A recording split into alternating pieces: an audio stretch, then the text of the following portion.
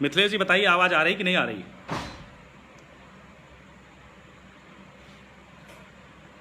आवाज आ रही है साथियों?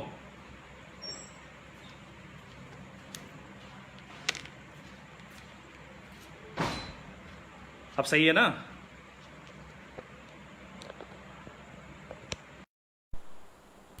अगर साथियों आवाज आ रही तो आप कृपया पेज को शेयर कर दीजिए।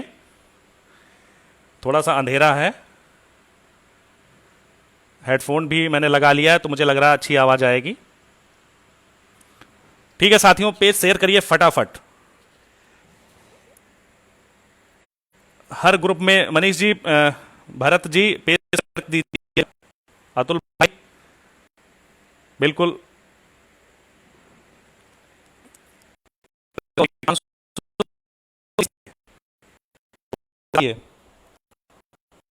जुड़ जाइए भाई। तो ठीक है द्विवेदी जी, बहुत बहुत धन्यवाद, आपने बताया कि आवाज़ आ रही है। तो कुछ मुख्य बातें जो हैं वो तो रह ही गई थी। तो सबसे पहली चीज़ है कि जो भी टीम ने अमाउंट रखा हुआ है, ठीक है, आपको पता है कि सुप्रीम कोर्ट की लड़ाई है और ये एक सुनवाई पर पूरी तरह से इसको सॉल्व नहीं किया जा सकता है। अभी आप जितने भी साथी हमसे जुड़े हैं, आप लोग कृपया ये ध्यान दीजिए कि यह लड़ाई लंबी चलेगी और लगभग मुझे लग रहा है ये 1 साल तक सुप्रीम कोर्ट में सुनवाई चलेगी इसकी, क्योंकि 14 जुलाई की जो सुनवाई लगी है उसमें हमें अंतरिम रिलीफ मिल सकती है, सरकार भर्ती प्रक्रिया आगे बढ़ा सकती है 60 पर। तो इसके लिए हम आपसे यह बताना चाह रहे हैं कि 14 जुलाई को यदि अंतरिम रिलीफ हमें मिलती है सुप्रीम कोर्ट से, और मिलेगी और हम ले लेंगे, उसकी वजह यह है कि हम अपने मजबूत पैनल के बल पर हम सुप्रीम कोर्ट में ये बात रखेंगे कि मौजूदा जो परिस्थितियां बन रही हैं जिस तरीके से, तो कहीं ना कहीं जो शिक्षकों की नियुक्ति प्रक्रिया रोक दी गई है वो सही नहीं है। तो इसलिए जो है हमें यदि सरकार नियुक्ति दे दे अंतरिम आर्डर पर तो हम लोग चयनित हो जाएंगे। और क्या अब भी आवाज नहीं आ रही है?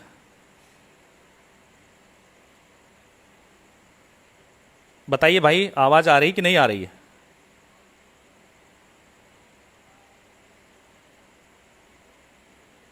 ठीक है ना? ठीक है, सही आ रही ना? चलो बढ़ते हैं। ठीक। तो 14 जुलाई को हमें सरकार के द्वारा और अपने वकीलों के द्वारा अंतरिम आर्डर रहेगा जिससे भर्ती प्रक्रिया शुरू हो जाए, क्योंकि एक बार यदि भर्ती प्रक्रिया शुरू हो जाती है तो हम लोग चयनित होकर विद्यालयों को पहुंच जाएंगे और उसके बाद हम लोग लड़ेंगे इस मुद्दे को। 1 साल नहीं, 2 साल लग जाए, हमें कोई समस्या नहीं, परंतु हमें मिलकर ये संघर्ष लड़ना पड़ेगा। अब हम बात करना चाहते हैं उन साथियों की जो घरों में बैठकर अपडेट लेते हैं केवल, लेकिन सहयोग तो बिल्कुल नहीं करते हैं, किसी भी टीम को नहीं करते हैं। दिन भर में फ़ोन भी 10 20 50 बार करेंगे, बताएंगे कि मेरे पीछे 300 लोग हैं, मेरे पीछे 500 लोगों की, भैया आप लड़िए, मैं आपका सहयोग कर रहा हूँ। तो कृपया ऐसे लोग फ़ोन करके टीम को मत परेशान करें। यदि आपको करना है सहयोग या करवाना है तो आप किसी भी जिसको है वो बताइए, लेकिन टीम को तो हमको एक ही दिन में ट्रांजेक्शन देंगे या 400 है ट्रांजेक्शन कर देंगे, ठीक है। तो इसको छोड़ते हैं, चूंकि क्या है कि अब टीम के सदस्य जो हमारे पुराने थे 3 दिन लगातार इस मुद्दे को लेकर के भाग दौड़ करते रहे, भूखे प्यासे बेचारे बिना नहाए धोए। आज शुक्ला जी को लखनऊ से जाना पड़ा।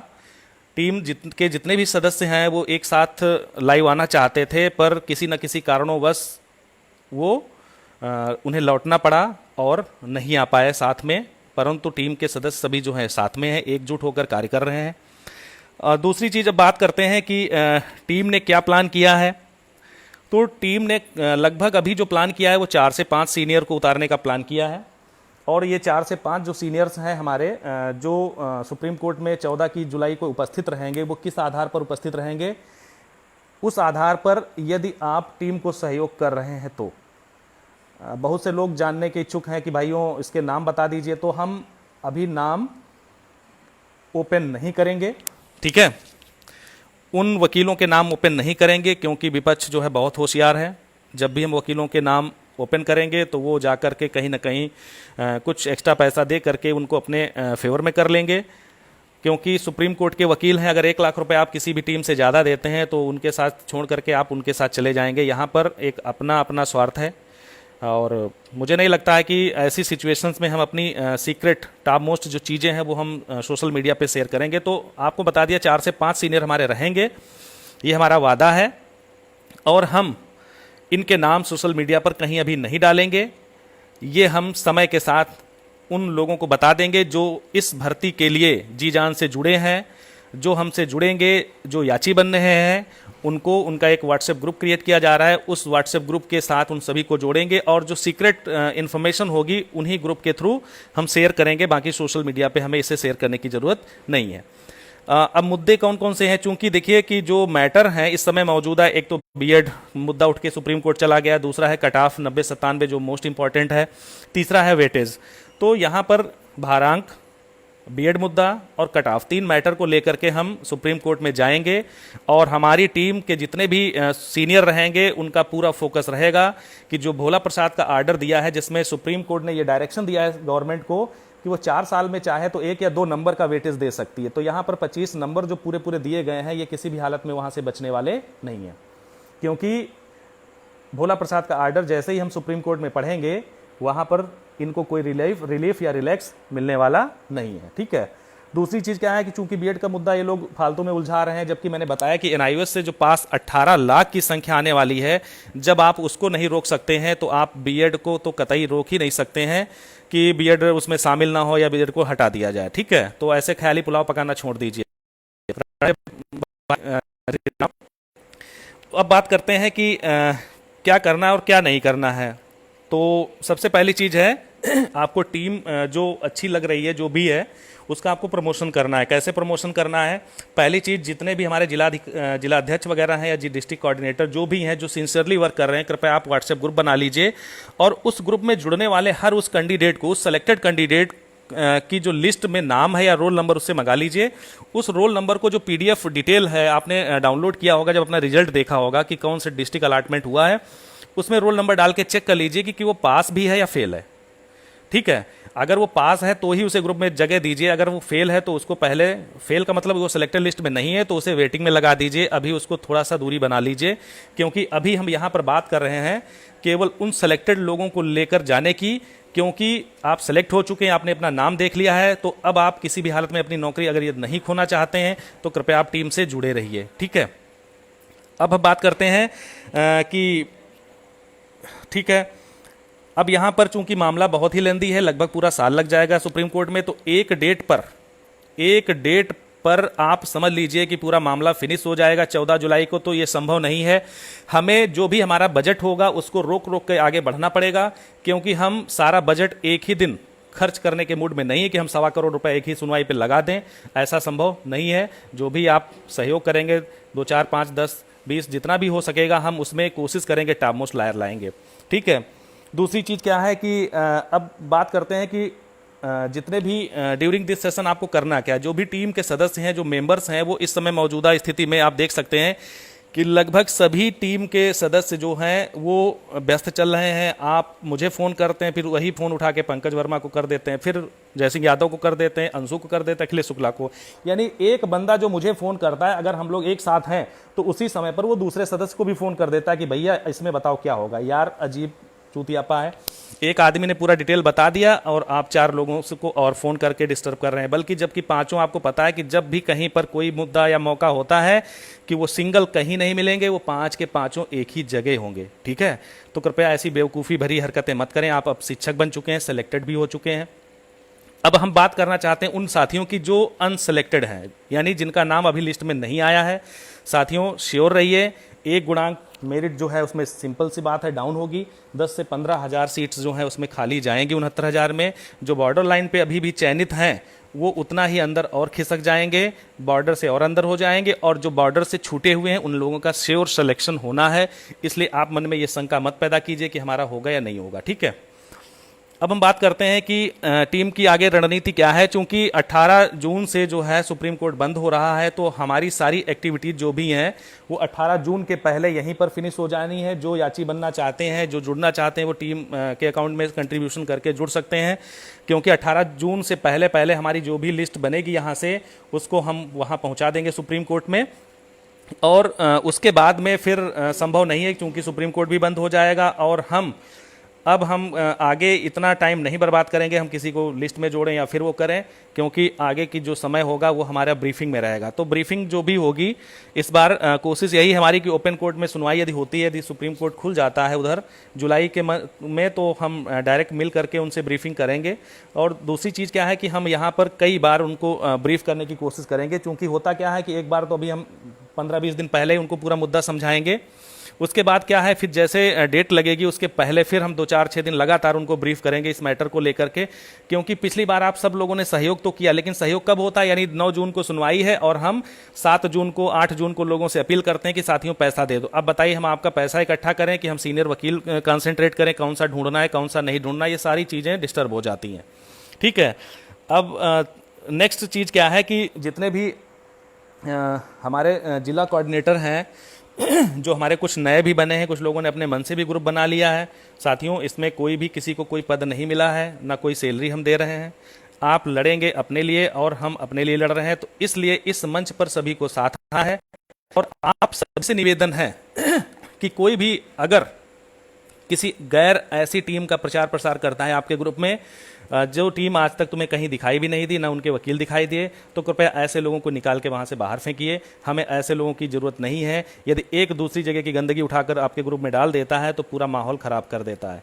क्योंकि कहते हैं एक मछली मरने से पूरा तालाब गंदा हो जाता है, तो वही सिस्टम है। ऐसे लोगों को जो ग्रुप प्रमोशन करने के लिए आपके ग्रुप में फालतू की चीज़ें डालते हैं उनको बाहर कीजिए। क्योंकि वो आज तक आप लोगों ने देखा होगा कि कोई भी उनकी टीम के सदस्य या उनका वकील डिवीज़न बेंच में तो नहीं दिखाई दिया। अब सुप्रीम कोर्ट में फसल काटने के लिए वो सामने आ गए हैं कि चलो अब मौका अच्छा है, इसी में कुछ आगे पीछे कर लें। तो कृपया ऐसे लोगों से सावधान रहें, सतर्क रहें। अब एक दूसरी चीज़ है कि सपोर्ट करना है, जैसे तो हमारे जितने सेलेक्टेड हैं वो तो 100% सपोर्ट करें। क्योंकि आपको पता है कि अगर आप ये नौकरी चाहते हैं तो आपको शिक्षा मित्र बन के लड़ना होगा। शिक्षा मित्र मौजूदा समय में एक चींटियों के समान कार्य कर रहे हैं, एक ही लाइन में चल रहे हैं। यदि आप लाइनें बदलेंगे तो ये अपने लिए ही आप बुरा करेंगे, बुरा सोचेंगे, और फिर आप सुप्रीम कोर्ट से अगर इफ बट हुआ तो आप वापस नहीं आ पाएंगे वहाँ से। ठीक है, दूसरी चीज़ क्या है कि सरकार की हम बात करते हैं कि साथियों सिंगल बेंच में सरकार ने कट ऑफ मुद्दे को लड़ा और सरकार वहाँ से डिफेंड नहीं कर पाई, हार गई। डिवीज़न बेंच में हम सभी टीमों ने मिलकर सरकार का सपोर्ट किया, सरकार जीत गई। क्वेश्चन विवाद में देखा जाए सिंगल बेंच में सरकार लड़ी, सरकार हार गई। डिवीज़न बेंच में सरकार आई। अब चूंकि मुद्दा सरकार का था, हर मुद्दे पे तो हम लड़ नहीं सकते भाई। हम कोई हकीम नूरानी तो है नहीं हर चीज़ की दवा रखें, तो हर मुद्दे पे हम कोर्ट नहीं जा सकते। हमारा एक ही उद्देश्य है 90-97 को बचाना, कोई और उद्देश्य नहीं है कि हम हर मुद्दे पे आएँ और मुंह फैला के खड़े हो जाएं और चंदा मांगना शुरू कर दें आप सभी से। तो कृपया हर मुद्दे पे लड़ने के लिए टीम को विवश मत करें। बहुत से साथियों ने शुरू में भी फ़ोन किया, भैया आप ये मुद्दा उठा लीजिए। वो भाई, हम कोई सोशल रिफॉर्मर नहीं है कि हम हर मुद्दे के लिए कोर्ट कचहरी दौड़ें। हमारा एक उद्देश्य है, नौकरी मिल जाए बस, बाकी सारी चीज़ें बाद की बात है। ठीक है, अब आगे बढ़ते हैं थोड़ा सा कि सरकार, चूंकि दोनों सुनवाई में मैंने देखा कि पहली जो सुनवाई हुई थी उस दिन सॉलिसिटर जनरल साहब मौजूद थे, लेकिन कोई तैयारी नहीं थी, वो भी डेट मांग रहे थे। और इस सुनवाई में भी ऐश्वर्या भाटिया जी जो डबल एजी हैं यूपी की, वो मौजूद थी। यार ये बताइए, इतनी बड़ी रिक्रूटमेंट करने जा रहे हैं आप, बिना तैयारी के वहाँ मुंह उठा के चले जाते हैं, तो ये कहाँ तक जायज़ है? आप 69,000 शिक्षकों का मानसिक शोषण कर रहे हैं। आपकी कोई रणनीति ही नहीं। आप कोर्ट में जाके समय मांगते हैं, और कोई भी सुप्रीम कोर्ट का जज यदि उस दिन होता, मैं तो कहता, मैं अगर उस कुर्सी पर बैठा होता तो मैं ये खुद ही कहता कि 37,000 पदों को रोक दीजिए, आप चूतिया बना रहे हैं। यानी 69,000 पदों को भर देंगे तो बाकी शिक्षा मित्र क्या घास छीलेंगे? तो यहाँ पर एक कॉमन सी चीज़ थी भाई, उस दिन 37,000 जो पदों का रिव्यू डाली गई थी, वो कोई भी जज बैठा होता वहाँ पर वो रोक देता, होल्ड कर देता। इसमें कोई नया नहीं हुआ है। और वो शिक्षा मित्र ये भूल जाएं कि अगर 37,000 पद रोके हैं कोर्ट ने, तो वो इसका मतलब ये नहीं कि वो 37,000 पद शिक्षा मित्रों के हो गए या उनको 40-45 पे नियुक्ति मिलने वाली है। ऐसा संभव नहीं है। केवल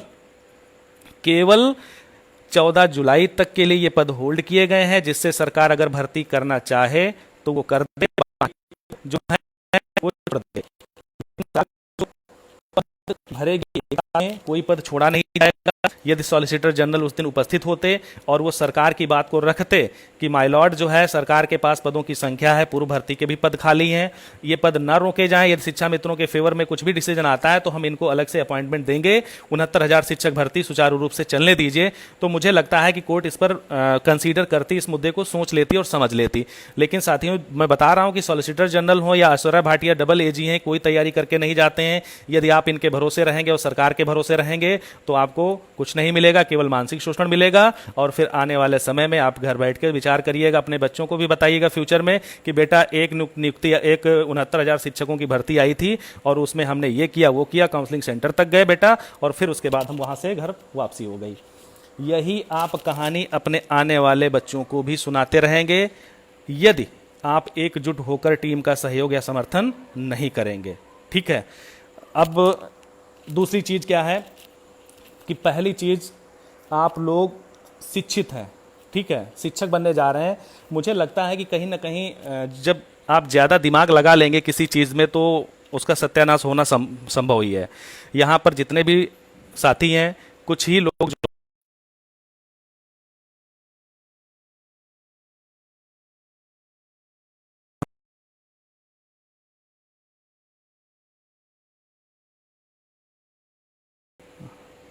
आवाज़ आ रही है, कमेंट करो जरा। हेलो, आवाज़ आ रही है?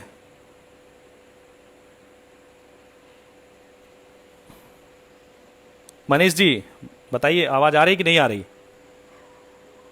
नहीं आ रही आवाज़? हेलो, अरे यार, कॉल आ जाती है ना तो आवाज़ वो चली जाती है।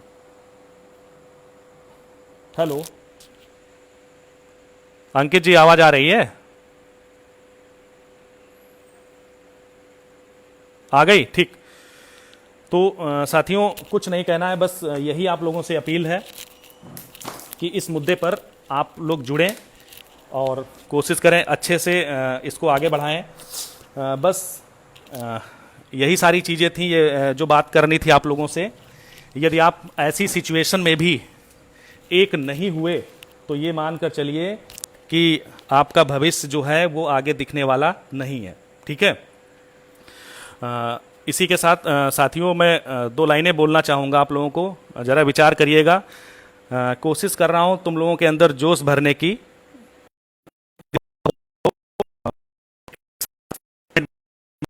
साथ हैं, ठीक है।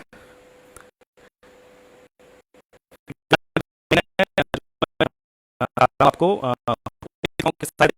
हो गया आप लोग, जिंदगी मौत न बन जाए यारों, जिंदगी मौत न बन जाए यारों, हो रहा चैन